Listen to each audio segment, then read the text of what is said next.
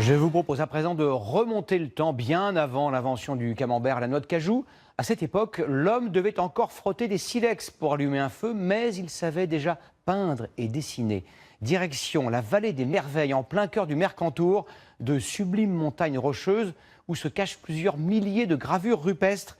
Reportage de nos journalistes paléontologues Anouchka Fliller et Didier Laborde. Dans ce cirque glaciaire, 40 000 gravures préhistoriques ornent les pierres.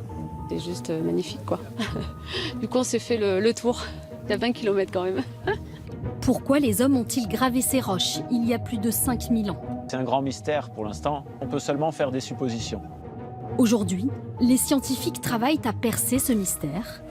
Les curieux, eux, profitent de cet immense musée à ciel ouvert.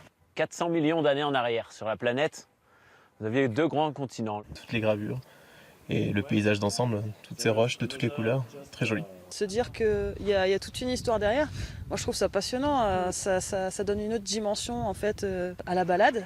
Une balade éprouvante, 3 heures de marche pour arriver sur le site archéologique, soumis à une météo capricieuse.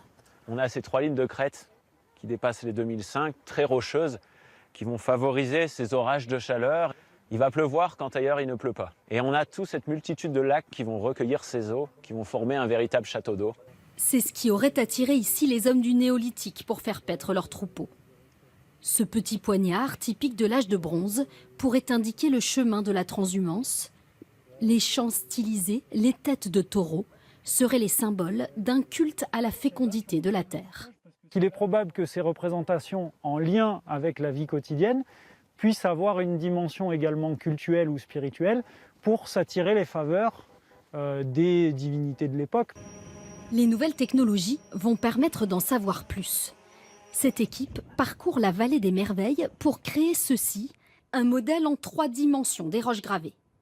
Les roches sont d'abord géolocalisées, de façon à pouvoir les situer les unes par rapport aux autres. Ça permet de comprendre pourquoi ces types de gravures ont été réalisés à tel ou tel endroit, est-ce qu'il y a une organisation logique.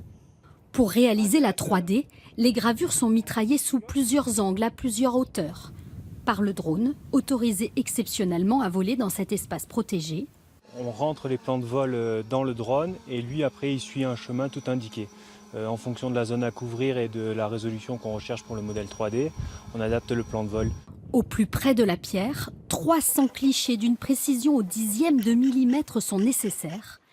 Le résultat va permettre d'étudier les roches dans leur moindre recoin. Pouvoir mélanger des prises de vue aériennes avec des prises de vue au sol. On voit qu'on se rapproche des gravures, ça reste net et on va pouvoir faire même des mesures dedans.